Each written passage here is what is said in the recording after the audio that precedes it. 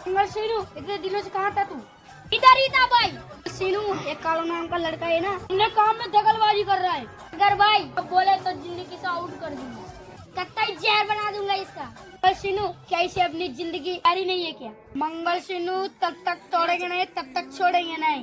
लुक्का भाई के पास चल।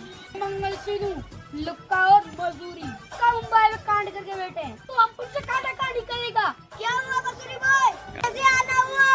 अरे लुक्का भाई, ये काली नाम का आदमी है ना, काली नाम का लड़का कुछ ज्यादा ही चल रहा है, तो उसका पंख उतार दो, देखो इसकी जिंदगी से ब्लॉक कर दो।